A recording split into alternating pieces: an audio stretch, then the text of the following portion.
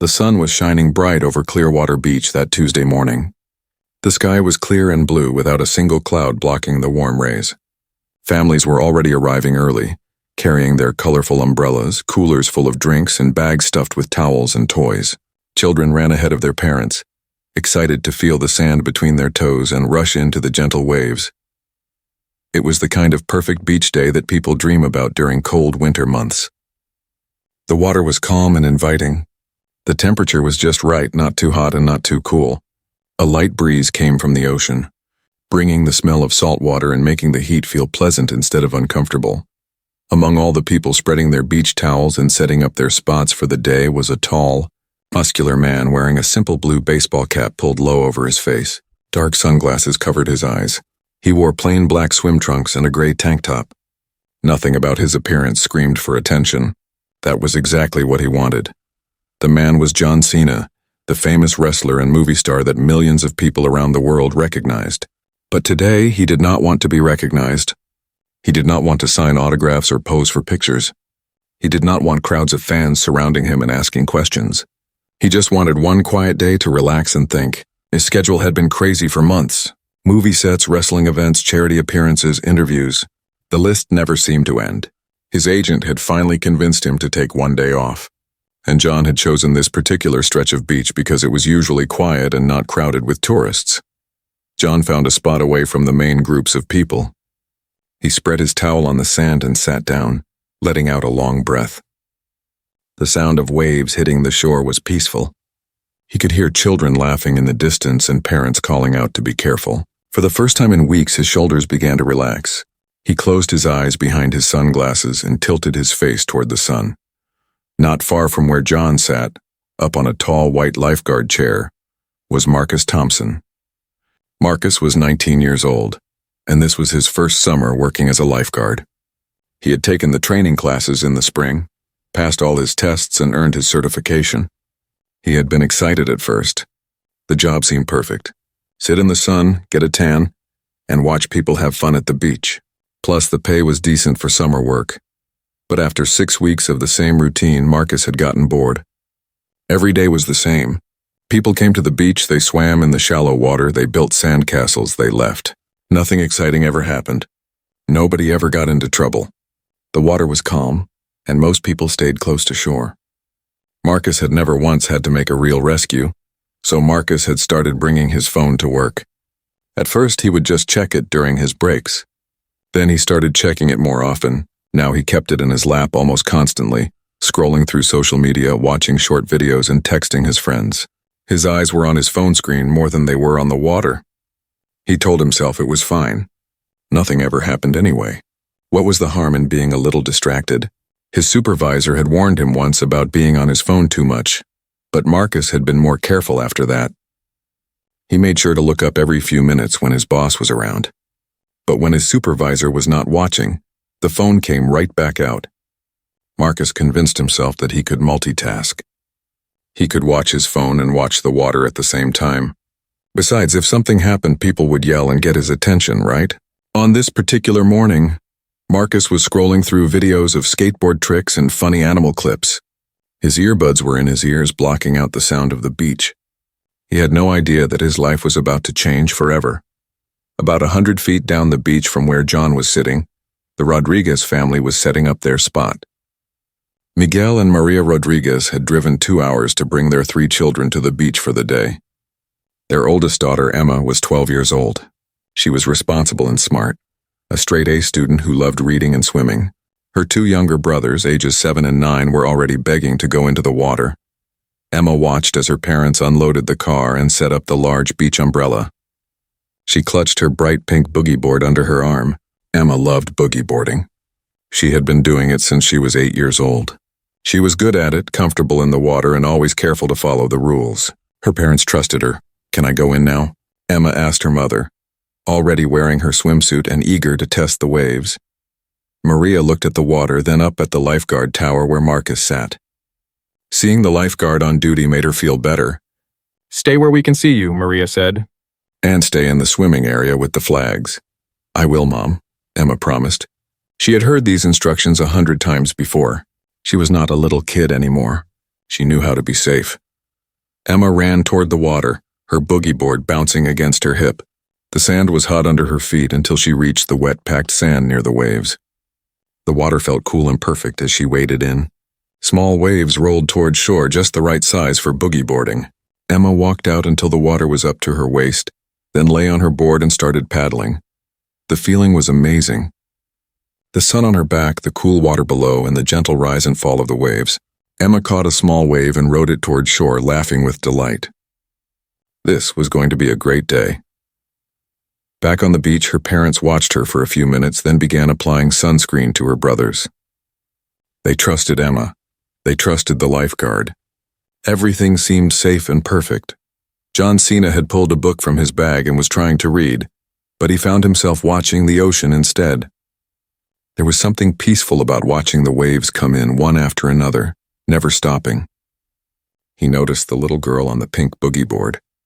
She seemed confident and happy out there. He saw other swimmers, other children playing in the shallow water. Everyone was having a good time. The morning passed slowly and peacefully.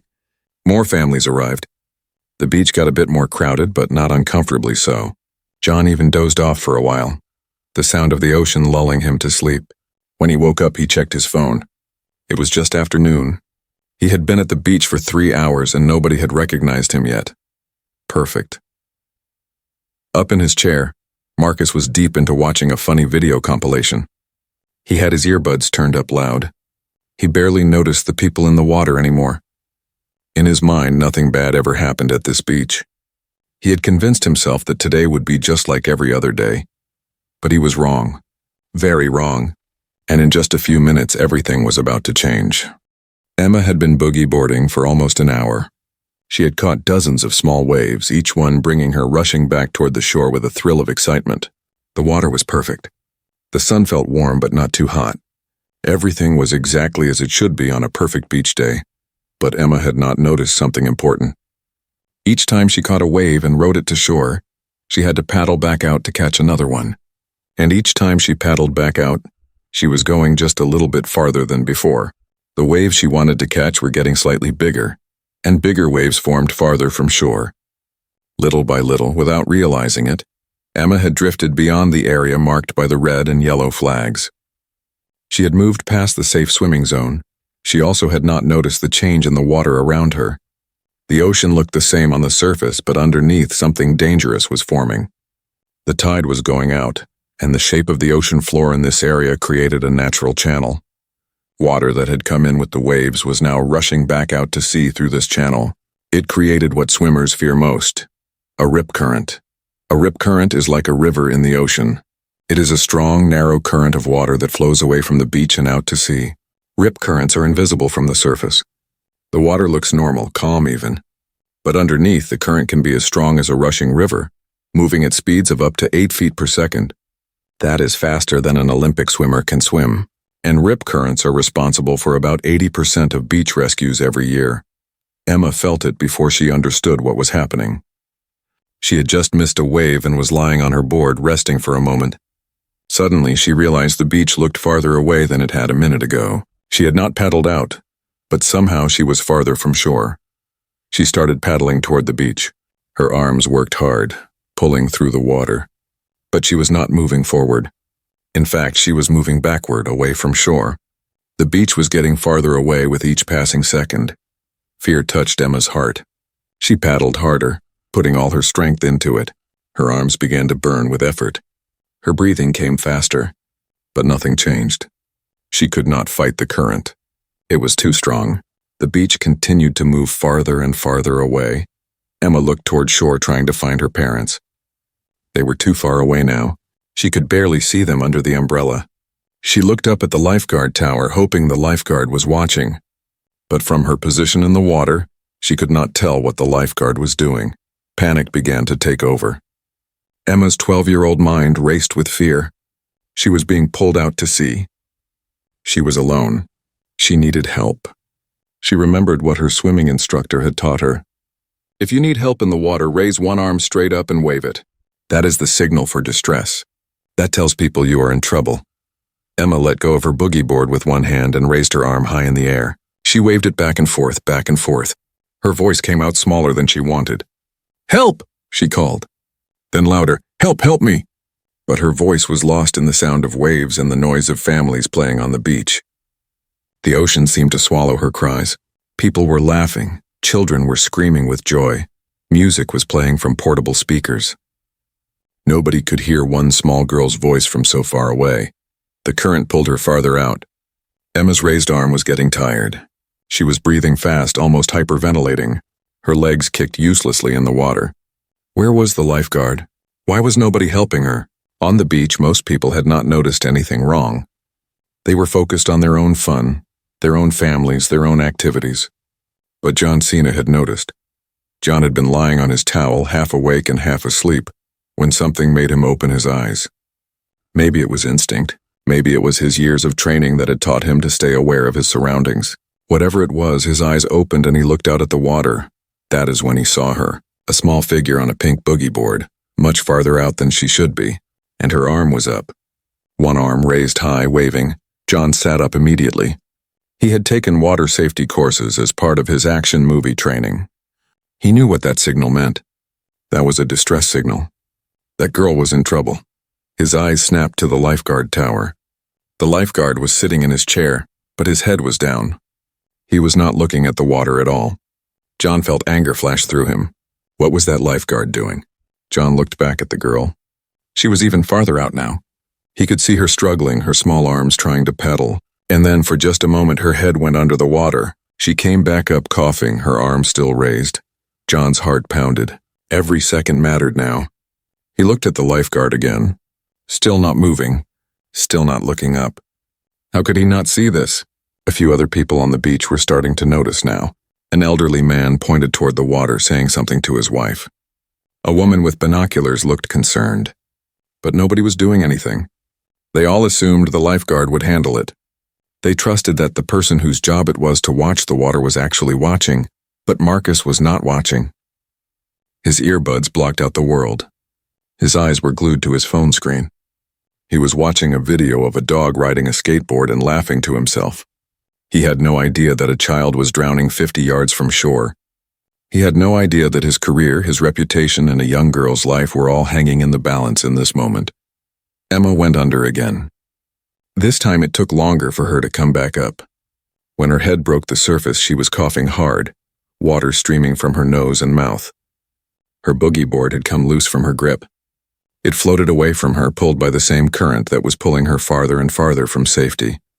She tried to call for help again, but her voice was weak now. Water had gotten into her lungs. She was choking. Her arms felt like lead. She could barely keep them moving. The fear was overwhelming now, taking over her entire body. She was going to drown. She was going to die. Where were her parents? Where was help? On the beach, Miguel Rodriguez suddenly stood up from his beach chair. Something felt wrong. A father's instinct, perhaps. He looked toward the water, trying to spot his daughter's pink boogie board. It took him a moment to find it because it was so far out. And when he saw it, his blood turned cold. That was too far. Emma would never go that far out. She knew the rules. And where was Emma? He could not see her. Then he spotted her, just her head visible above the water, much farther out than her boogie board. And her arm was up, waving. "Emma!" Miguel screamed. His voice was raw with terror. "Emma!"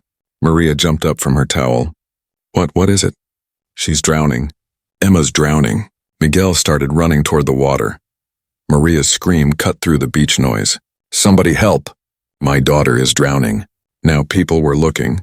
Now people were pointing. Now the peaceful beach day shattered into chaos and panic. But John had not waited for the screaming. The moment he saw the girl's head go under the second time, his decision was made. He did not think about cameras or his privacy or fame or headlines. He thought only about a child in danger. He kicked off his sandals. His sunglasses fell to the sand. His hat flew off his head as he started running. "Hey!" John shouted at the lifeguard tower as he ran past it. Lifeguard! But Marcus did not hear him. The earbuds blocked everything. John hit the water at a full sprint and dove into the waves.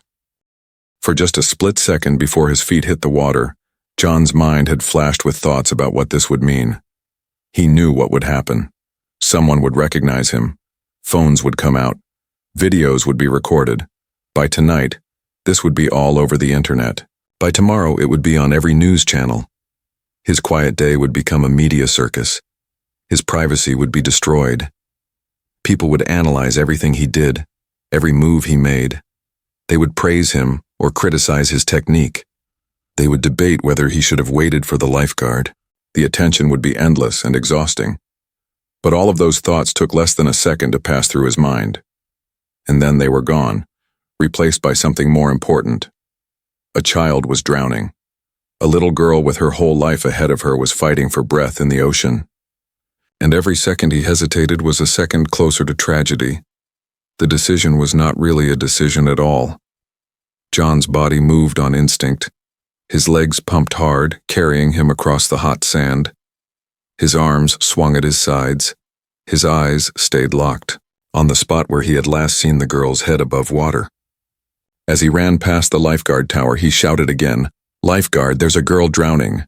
But Marcus still did not hear. The music in his earbuds was too loud. A video was playing on his phone.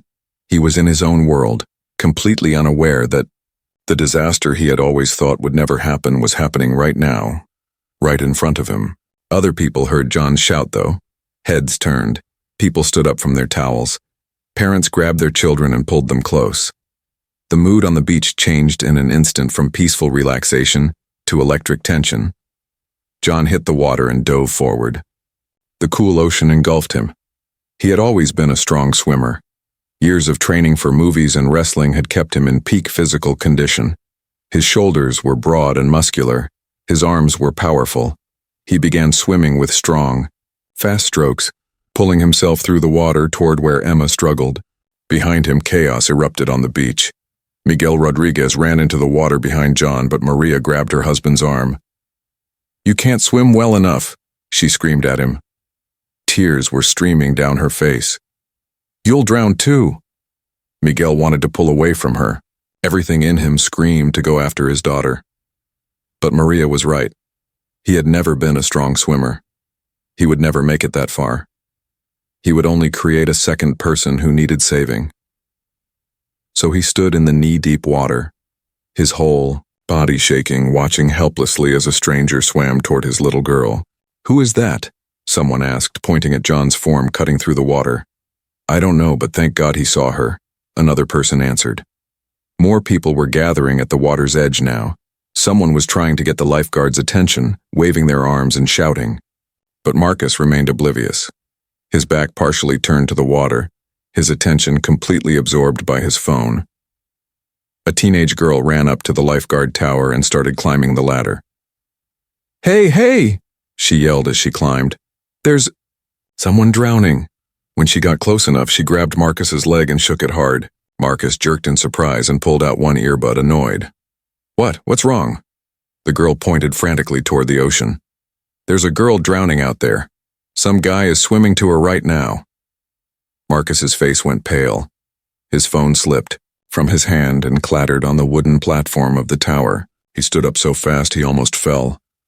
His eyes scanned the water, trying to find what the girl was talking about. Then he saw it. Far out, much farther than anyone should be, he could see the commotion. He could see someone swimming hard toward another person in the water. The blood drained from Marcus's face. His stomach felt like it had dropped into his feet. This could not be happening. This was not real. But it was real. It was happening right now, and he had missed it. He had been on his phone, and someone was drowning, and he had missed it completely. His training suddenly kicked in, even though his hands were shaking. He grabbed his rescue can, a bright red flotation device attached to a long rope. He scrambled down the ladder so fast he almost fell. His legs felt weak as he ran toward the water. Everything seemed to be moving in slow motion and too fast at the same time. Out in the water, John was closing the distance to Emma. He could see her more clearly now. Her face was above water, but barely. Her movements were weak and uncoordinated. She was not waving anymore. Her arms were just slapping at the water uselessly. She was at the stage of drowning where the body takes over from the mind, trying desperately to keep the head above water in any way possible. John swam harder. His lungs burned. His arms were starting to feel heavy, but he pushed through it. He had been in the water for less than 2 minutes, but it felt like forever. The ocean was bigger than it looked from shore. The distance was greater than he had estimated. "Hold on," he shouted toward Emma, even though he knew she probably could not hear him. "I'm coming. Hold on." Emma's head dipped under the water again. John saw her sink below the surface. His heart clenched with fear. How long had she been under? Would he reach her in time? He put every ounce of strength into his strokes. His muscles screamed, his breath came in hard gasps. But he kept going. 5 more strokes. 4. 3. Emma's head broke the surface again. She gasped for air, coughing and sputtering. Water streamed from her mouth and nose. Her eyes were wide with terror. She saw John swimming toward her, but she did not recognize him. She only saw a person, help, someone coming to save her. 2 more strokes. 1. John reached out and grabbed Emma around her waist. "I've got you," he said, pulling her toward him. "I've got you. You're safe." Emma immediately grabbed onto John with desperate strength. Her arms wrapped around his neck in a death grip. Her legs wrapped around his torso. She held on like she was trying to climb inside his skin. She was coughing and crying, and shaking all at once. "You're okay," John said, trying to keep his voice calm even though his own heart was racing. "You're okay now. I've got you." But even as he said it, John realized they had a new problem. He had reached Emma, but they were far from shore. Very far. And Emma's panicked grip around his neck was making it hard to swim. Her weight was pulling him down, and the rip current was still there, still pulling them both farther out to sea.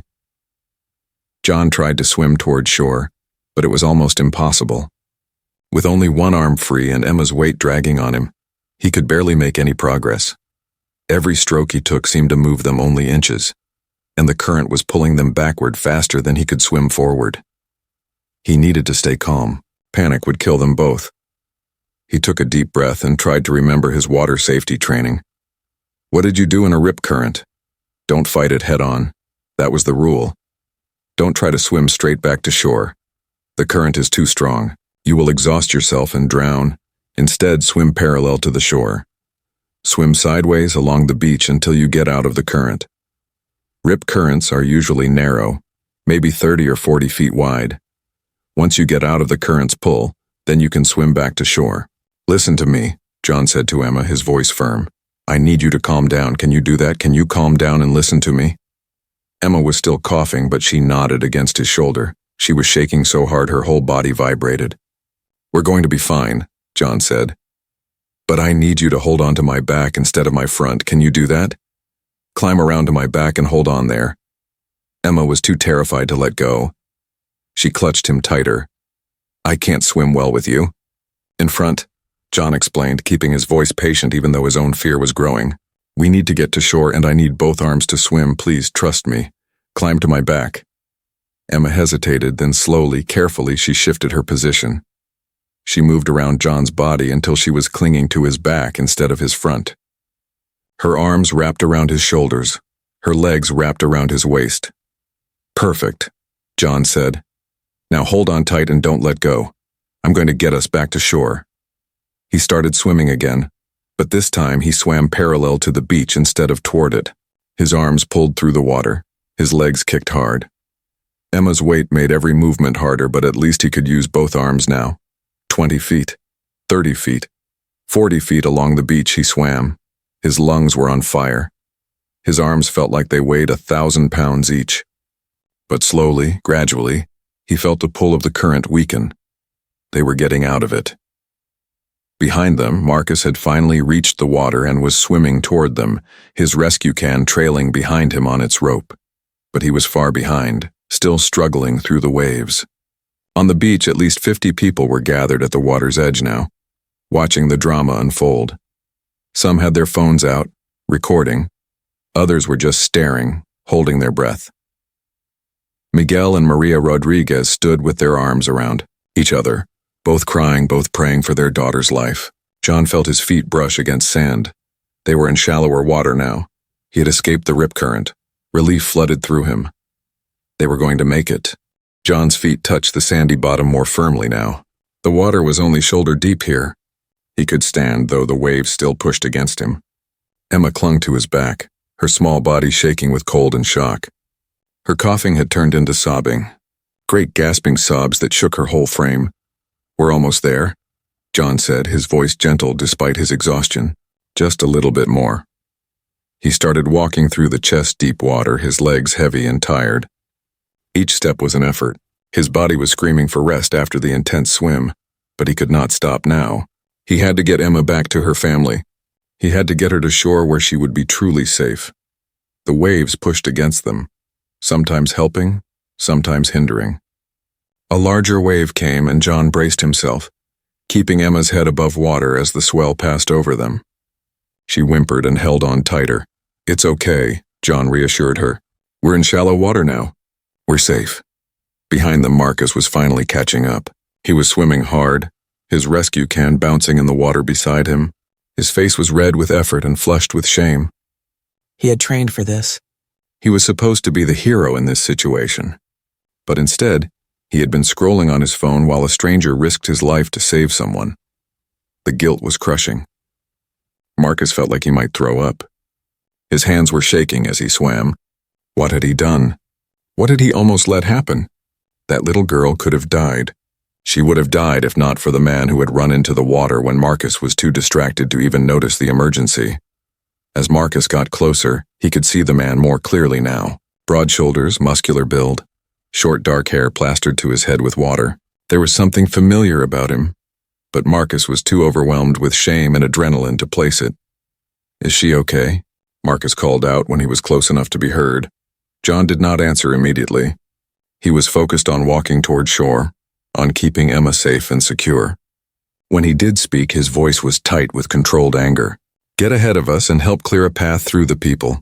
It was not a request. It was an order. Marcus heard the authority in that voice and obeyed without thinking. He swam past John and Emma and got to shore first, stumbling out of the water with his rescue can still attached to its rope. His legs felt weak. His whole body felt weak. The crowd had grown larger. At least 70 or 80 people lined the water's edge now. They all watched as Cena walked out of the ocean, carrying a 12-year-old girl on his back. The moment his face became visible, gasps rippled through the crowd. "Oh my God, that's Cena," someone said. "Cena just saved that girl's life," another person whispered. Phones were everywhere now, held high, recording every second. Flashes went off as people took pictures. But John ignored all of it. His focus was entirely on Emma and getting her safely to her parents. "Where are her parents?" John called out. "Here. We're here." Miguel pushed through the crowd, Maria right behind him. Their faces were streaked with tears. Maria's hands were pressed to her mouth. Miguel's eyes were wild with fear and relief. John walked up to them, the water now only knee-deep. Emma saw her parents and let out a wail. "Mama, Papa." Miguel reached out and took his daughter from John's back. Emma collapsed into her father's arms, sobbing uncontrollably. Maria wrapped her arms around both of them, crying just as hard. All three of them sank to their knees right there in the shallow water, holding each other. "Thank you," Miguel kept saying over and over. "Thank you, thank you, thank you." Maria reached out and grabbed John's hand. Her eyes were red and swollen from crying. "You saved her life. You saved our baby's life." John nodded, still catching his breath. "She's going to be okay. But she needs to be checked out." She swallowed a lot of water. As if on cue, Emma started coughing again, a deep, hacking cough that brought up seawater. Maria held her daughter's hair back and rubbed her back while the girl coughed and spat into the water. "Someone call 911, a man in the crowd shouted. "Already did," a woman called back. "Ambulance is on the way." John bent over, his hands on his knees, trying to catch his breath. His lungs burned. His muscles ached. His heart was still pounding from the adrenaline and exertion, but he felt good. Tired, but good. The girl was safe. That was all that mattered. Marcus stood a few feet away, still holding his rescue can. He felt like an outsider at a party he was supposed to be hosting. This was supposed to be his moment. This was supposed to be his rescue, but he had failed. He had failed completely. And now this celebrity, this famous person who had just wanted a quiet day at the beach, was the hero while Marcus stood there like a fool. The crowd was murmuring now, people talking to each other, sharing what they had just witnessed. Many were still recording with their phones. John could see the cameras pointed at him, but he did not care anymore. What was done was done. The price of privacy was nothing compared to a child's life. A woman from the crowd brought over several towels. John took one gratefully and wrapped it around his shoulders. Another towel was draped over Emma's shaking form as she sat between her parents in the shallow water. "The ambulance will be here any minute," someone said. In the distance, sirens could already be heard growing closer. The beach had a parking lot with easy access for emergency vehicles. It would not take long. John straightened up, his breathing slowly returning to normal. He looked at Emma, really looked at her for the first time. She was so small, so young. Her lips had a slight blue tint from the cold and shock. Her eyes were red from crying and the salt water. But she was alive. She was breathing. She was going to be okay.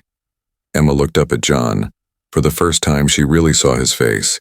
Her eyes widened slightly with recognition, even through her shock and tears. You're John Cena," she whispered. John smiled gently. "Yeah, and you're very brave. You did good out there, keeping your head above water as long as you could." "You're a fighter." "I was so scared," Emma said, her voice small and shaky. "I know. Being scared is normal. But you're safe now." Miguel stood up, water dripping from his clothes. He extended his hand to John. "I don't know how to thank you. There are no words." John shook his hand firmly. "Just take care of your daughter. Make sure she gets checked out properly. And maybe some swimming lessons about rip currents would be good for the whole family." "Yes, absolutely," Maria said, also standing. She was still holding Emma close. "Anything. Whatever it takes. We'll never let this happen again." The ambulance arrived, its lights flashing. 2 paramedics jumped out with their equipment and hurried across the sand toward the group in the shallow water. "We got a call about a near drowning," one of the paramedics said. "Here," Maria said, gesturing to Emma. "My daughter. She was caught in a rip current." The paramedics immediately went to work, checking Emma's vital signs, listening to her lungs, asking her questions. One of them looked at John. "Were you the one who pulled her out?"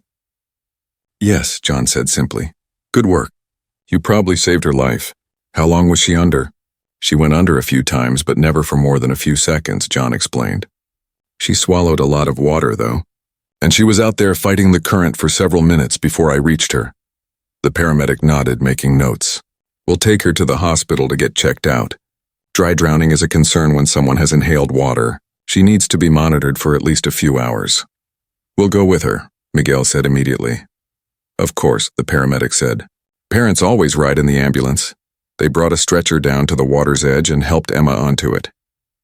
She did not want to let go of her mother's hand. Maria walked beside the stretcher, holding Emma's hand tightly. As they moved toward the ambulance, before they loaded Emma into the ambulance, she looked back at John. "Thank you," she said, her voice stronger now. "Thank you for saving me." John smiled and gave her a small wave. "You're welcome, Emma. Feel better." The ambulance doors closed and the vehicle pulled away, sirens wailing as it headed toward the hospital. The crowd began to disperse slowly, though many people stayed to talk about what they had just witnessed. The videos were already being uploaded to social media.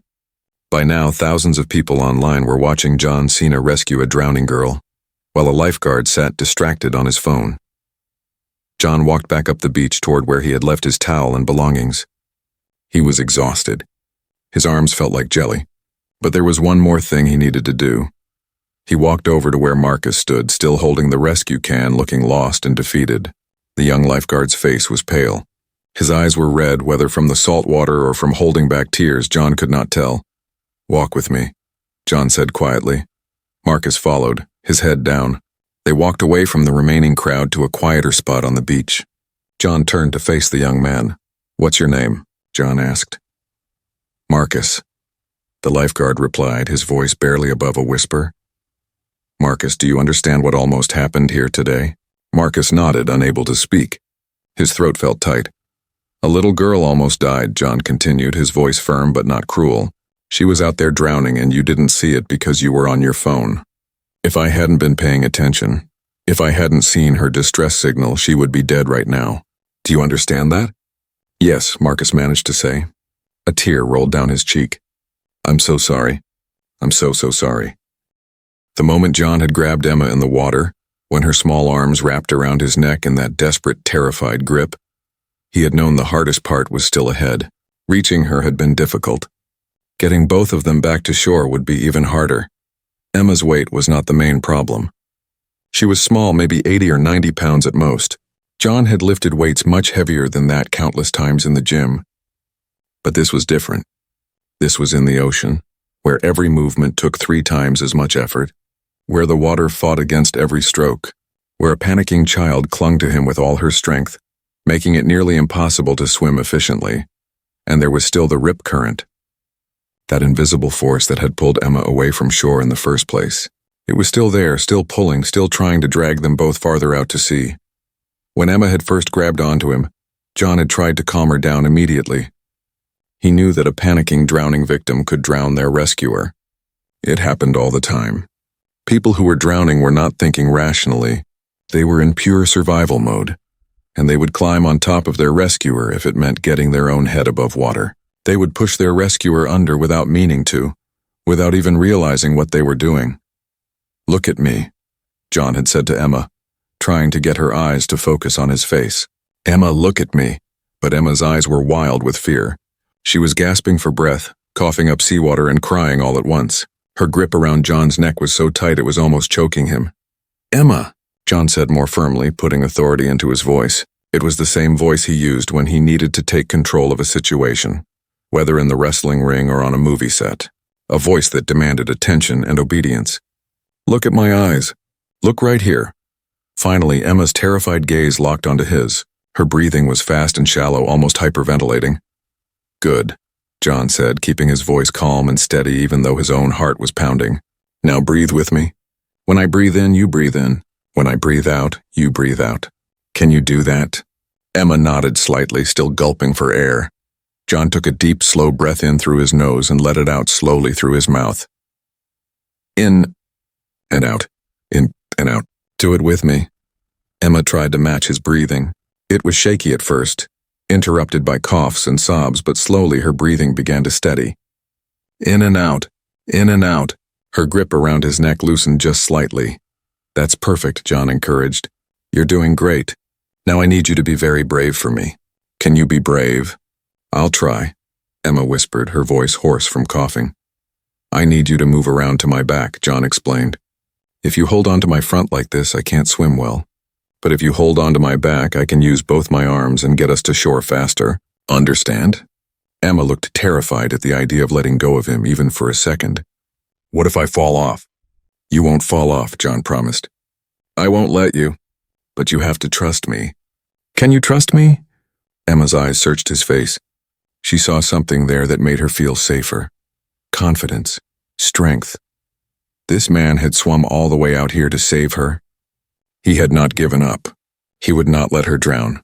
"Okay," she whispered. "Good girl. Now very carefully I'm going to turn in the water. You move with me and shift around to my back. Hold on tight the whole time. Ready?" Emma nodded. John slowly rotated his body in the water and Emma clung to him, gradually shifting her position. It was awkward and scary for her, but she did it. Finally, she was on his back, her arms wrapped around his shoulders, her legs around his waist. "Perfect," John said. "Now hold on tight and don't let go no matter what. I'm going to swim us home." That was when the real fight began. John had known about rip currents from his water safety training. He knew the most important rule. Never swim directly against the current. A rip current could move at 8 feet per second. That was faster than Olympic swimmers could swim. Trying to fight it head-on would just exhaust you until you drowned. The key was to swim parallel to the shore, perpendicular to the current. Rip currents were like rivers flowing out to sea. They were narrow, usually only 30 to 50 feet wide. If you could swim to the side, out of the current's flow, then you could swim back to shore in calmer water. But knowing the theory and doing it in practice were two very different things. Especially with a scared child on your back. Especially when you had already been swimming hard just to reach her. Especially when your lungs were burning and your muscles were screaming for rest. John started swimming parallel to the beach. His right arm pulled through the water, then his left. His legs kicked steadily, propelling them forward. Emma's weight on his back made every stroke harder. He had to work twice as hard to move through the water, 10 feet along the beach. 15 feet, 20 feet. His arms were getting heavier. Each stroke took more effort than the last. His breathing was getting harder. He could feel his endurance starting to drain. Emma coughed against his back, bringing up more seawater. "Are we almost there?" she asked in a small, frightened voice. "We're getting there," John said, trying to keep his voice confident even though doubt was creeping into his mind. "Just hold on, 30 feet. 35 feet. His shoulders burned with the effort. His legs felt like they were kicking through mud instead of water. The beach looked impossibly far away. How could it still be so far? A wave hit them from the side and John choked on seawater. He coughed it up, trying to keep swimming, but for a moment his strokes faltered. They sank a few inches deeper into the water. Emma gasped and held on tighter. "It's okay," John said, though his voice was strained now. "I've got you." "We're okay," but inside he was worried. He was getting tired, really tired. How much farther did he need to swim along the beach to escape the rip current? 40 feet, 50? He had already swam at least 40 feet. Was it enough? He decided to test it. Instead of swimming parallel to the shore, he turned and swam toward it. If he had escaped the rip current, he would be able to make progress toward the beach. If he had not escaped it yet, the current would push him back. He swam hard toward shore. 5 strokes, 6, 7, and then he felt it. The beach was getting closer. Not much, but it was closer. He was out of the rip current. Relief flooded through him, giving him a small burst of energy. "We're almost there, Emma," he said. "I got us out of the bad current. Now we just have to swim to shore." But even as he said it, he realized how exhausted he was. The swim to reach Emma, the fight against the current, the effort of swimming parallel to the beach, and now the final stretch to shore. It all added up. His body was running on fumes. Each stroke was agony. His arms felt like they weighed 100 pounds each. His legs were cramping. His lungs burned with every breath. But he could not stop. He would not stop. Emma was counting on him. Her family was watching from the beach. He was her only chance. 20 yards from shore, 15, 10. He was so close, but those last few yards felt like miles. His strokes were getting sloppy, less efficient. He was barely moving forward. "Come on," he muttered to himself. "Come on, you can do this." Emma must have heard him. "You can do it," she said in his ear, her small voice trying to encourage him. "You're strong. You saved me. You can do it." Her words gave him something to hold on to, a reason to push through the pain and exhaustion. He was not just swimming for himself. He was swimming for this little girl who believed he could save her, and he would not let her down 5 yards. His feet scraped against sand. They were in shallow enough water that he could touch bottom. Relief washed over him so powerfully that he almost cried. His legs found the sandy bottom and he stood up, water dripping from his body. Emma was still on his back, still holding on. "Are we safe?" she asked. "We're safe," John said, his voice rough with exhaustion. "We made it." The beach was right there, just a few steps away. People were gathered at the water's edge, watching. He could see Emma's parents standing in the shallow water, their faces desperate with hope and fear. John started walking toward them, each step heavy and slow. The water that had fought against him now helped push him toward shore as the waves came in. He walked through waist-deep water, then thigh-deep, then knee-deep. Marcus, the lifeguard, was finally arriving, swimming up behind them with his rescue can. Too late, the rescue was over. John had done what Marcus should have done. "Is she okay?" Marcus called out, his voice shaking. John did not answer right away. He was focused on getting Emma to her parents, on finishing what he had started. Words could come later. He walked out of the water and Emma's parents rushed forward. Emma saw them and started crying harder, calling for them. John gently helped her climb off his back and she fell into her father's arms. Only then did John let himself stop. Only then did he let his body feel the full weight of what he had just done. His legs felt weak. His whole body was shaking from exhaustion and adrenaline. He bent over, hands on his knees, gasping for breath. The crowd around them was talking, pointing, recording with their phones. But John barely noticed. All he could focus on was breathing. In and out, in and out. His lungs slowly stopped burning. His heart rate slowly came down from its racing pace. Someone handed him a towel. He took it gratefully and wrapped it around his shoulders. The sun was warm on his skin, but he was shivering slightly from the combination of cold ocean water and spent adrenaline. He looked at Emma, now sitting in the shallow water between her parents, all 3 of them holding each other. She was safe. That was all that mattered. The exhaustion, the pain in his muscles, the ruined peaceful day, None of it mattered compared to that one simple fact. Emma was alive. And she would go home to her family tonight. She would grow up, go to high school, go to college, maybe have children of her own someday, all because he had seen her distress signal. All because he had not waited for someone else to act. John straightened up slowly, his body protesting every movement. He had never felt more tired in his life. But he had also never felt more certain that he had done exactly the right thing. The ambulance pulled away from the beach, its sirens growing quieter as it drove toward the hospital with Emma and her parents inside. John stood on the sand, still wrapped in a towel, still trying to catch his breath. The crowd that had gathered began to spread out, but nobody really left. They all wanted to see what would happen next. They all wanted to be part of this story they could tell later. John could feel dozens of eyes on him. He could see the phones pointed in his direction, still recording, still taking pictures. He had known this would happen. The moment he had run into the water, he had known his quiet day was over. By tonight, this would be everywhere. Social media, news websites, television. Tomorrow morning, it would be in newspapers. People would be talking about it for days, maybe weeks. But as John looked at the spot where Emma had been just minutes ago, crying in her parents' arms, alive and safe, he felt no regret. Not even a little. Some things were more important than privacy. Some things were more important than having a peaceful day off. A child's life was definitely one of those things. A man in a polo shirt with a name tag approached John carefully. He looked nervous. The name tag said Brian Martinez, beach manager. Mr. Cena, the manager said, extending his hand. I'm Brian Martinez. I manage this beach. I just wanted to thank you for what you did today. That was incredibly brave. John shook his hand. Anyone would have done the same thing. But you were the one who did it, Brian said. You saved that little girl's life. He paused, then added quietly, I'm so sorry that our lifeguard didn't see what was happening. I promise you we're going to investigate this thoroughly. This should never have happened. John nodded but said nothing. He glanced over at Marcus, who was standing about 20 feet away. The young lifeguard looked like he wanted to disappear. His face was pale. His shoulders were slumped. He was still holding his rescue can, which had never been used. I need to speak with Marcus, Brian said, following John's gaze. Would you be willing to give a statement about what happened? Later, John said. Right now I just want to get my things and go somewhere quiet. Of course, Brian said quickly. Here's my card. Please call me anytime. And again, thank you. Thank you so much. Brian walked over to where Marcus stood and began talking to him in a low, serious voice.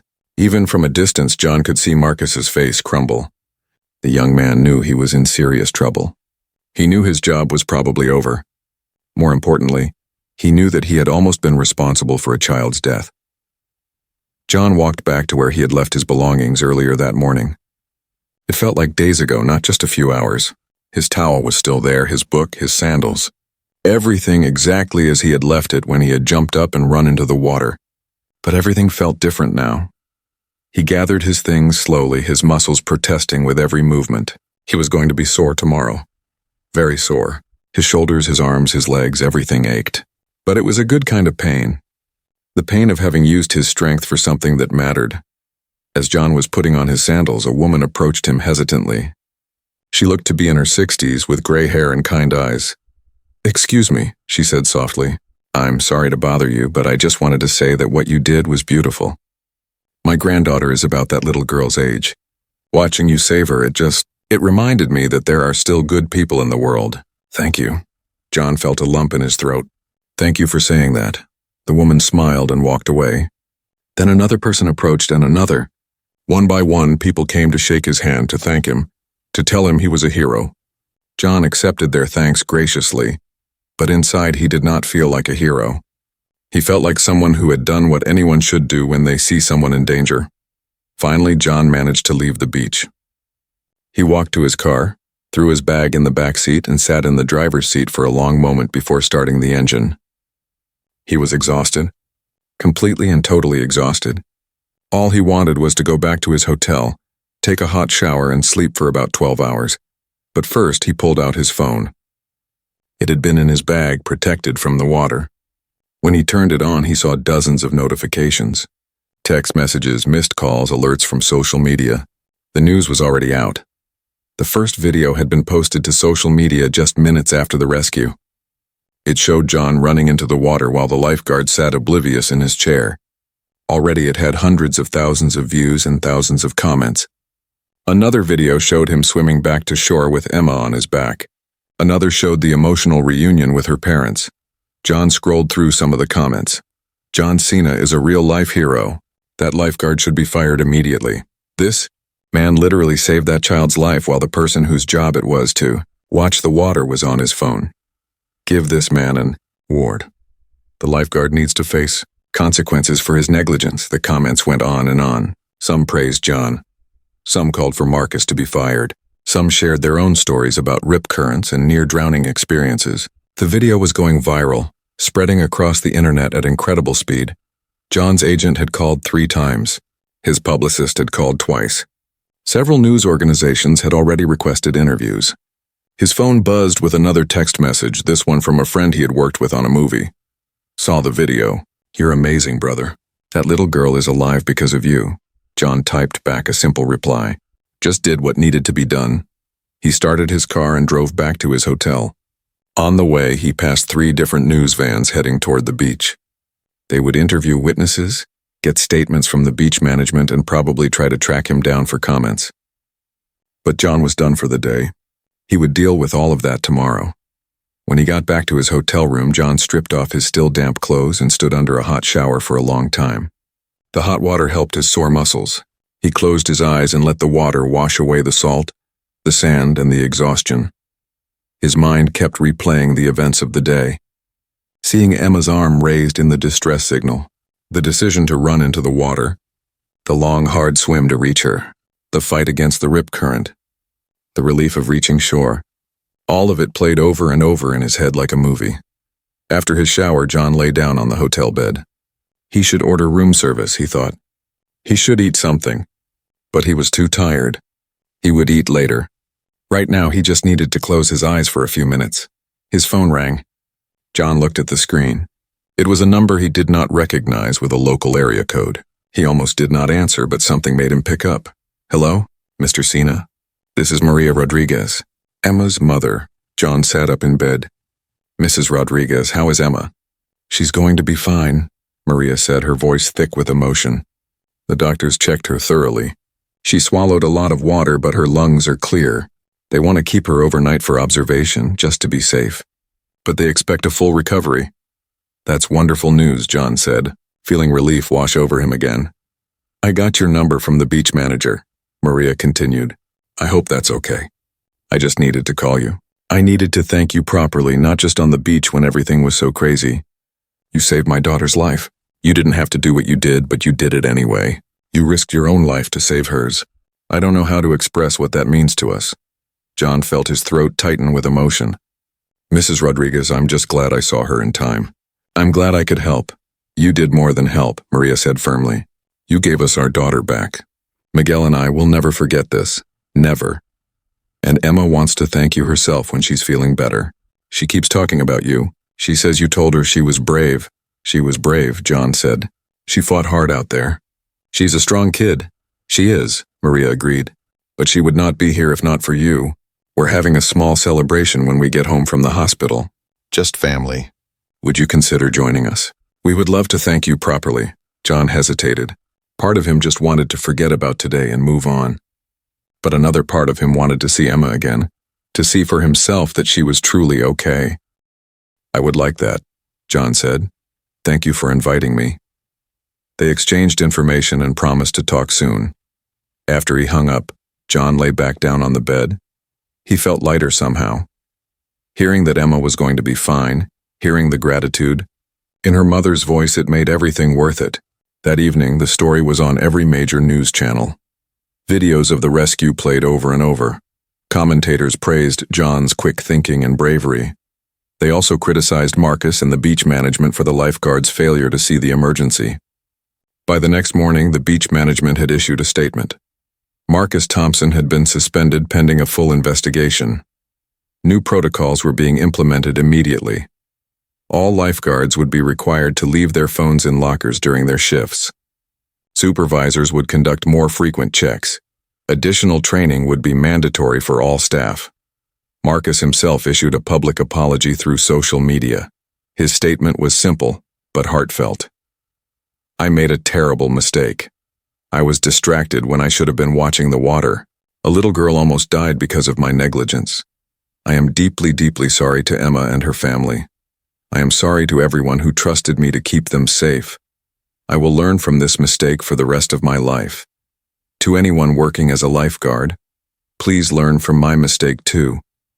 Put your phone away. Watch the water. Lives depend on it. The statement was shared thousands of times.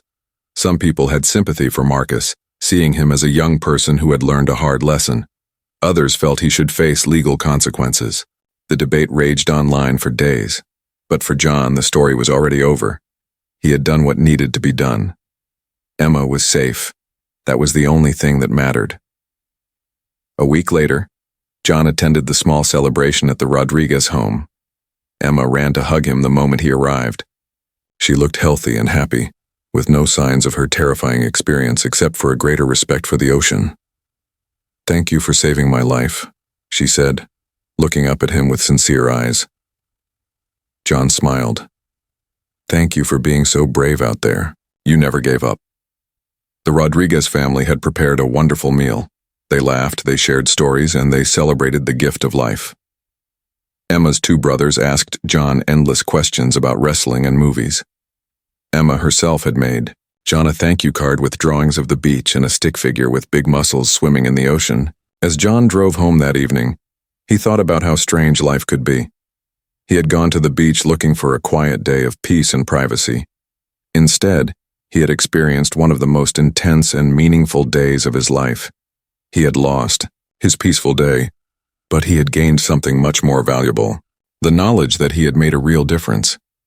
That when it mattered most, he had acted without hesitation. The videos of the rescue would eventually fade from the news cycle. People would move on to the next story. But for the Rodriguez family, and for John himself, that day would never be forgotten. It would be the day that everything could have gone wrong but instead went right. The day that a distracted lifeguard learned the most important lesson of his life. The day that a little girl got a second chance. And the day that John Cena proved that real heroism is not about seeking attention or glory. It is about doing the right thing even when no one is watching, or especially when everyone is. "I would like that," John said. "Thank you for inviting me." They exchanged information and promised to talk soon. After he hung up, John lay back down on the bed. He felt lighter somehow. Hearing that Emma was going to be fine, hearing the gratitude in her mother's voice, it made everything worth it. That evening, the story was on every major news channel. Videos of the rescue played over and over. Commentators praised John's quick thinking and bravery. They also criticized Marcus and the beach management for the lifeguard's failure to see the emergency. By the next morning, the beach management had issued a statement. Marcus Thompson had been suspended pending a full investigation. New protocols were being implemented immediately. All lifeguards would be required to leave their phones in lockers during their shifts. Supervisors would conduct more frequent checks. Additional training would be mandatory for all staff. Marcus himself issued a public apology through social media. His statement was simple, but heartfelt. I made a terrible mistake. I was distracted when I should have been watching the water. A little girl almost died because of my negligence. I am deeply, deeply sorry to Emma and her family. I am sorry to everyone who trusted me to keep them safe. I will learn from this mistake for the rest of my life. To anyone working as a lifeguard, please learn from my mistake too. Put your phone away. Watch the water. Lives depend on it. The statement was shared thousands of times. Some people had sympathy for Marcus, seeing him as a young person who had learned a hard lesson. Others felt he should face legal consequences. The debate raged online for days. But for John, the story was already over. He had done what needed to be done. Emma was safe. That was the only thing that mattered. A week later, John attended the small celebration at the Rodriguez home. Emma ran to hug him the moment he arrived. She looked healthy and happy, with no signs of her terrifying experience except for a greater respect for the ocean. "Thank you for saving my life," she said, looking up at him with sincere eyes. John smiled. Thank you for being so brave out there. You never gave up. The Rodriguez family had prepared a wonderful meal. They laughed, they shared stories, and they celebrated the gift of life. Emma's two brothers asked John endless questions about wrestling and movies. Emma herself had made John a thank you card with drawings of the beach and a stick figure with big mussels swimming in the ocean. As John drove home that evening, he thought about how strange life could be. He had gone to the beach looking for a quiet day of peace and privacy. Instead, he had experienced one of the most intense and meaningful days of his life. He had lost his peaceful day, but he had gained something much more valuable, the knowledge that he had made a real difference, that when it mattered most he had acted without hesitation. The videos of the rescue would eventually fade from the news cycle. People would move on to the next story. But for the Rodriguez family, and for John himself, that day would never be forgotten. It would be the day that everything could have gone wrong but instead went right. The day that a distracted lifeguard learned the most important lesson of his life. The day that a little girl got a second chance. And the day that John Cena proved that real heroism is not about seeking attention or glory. It is about doing the right thing even when no one is watching, or especially when everyone is.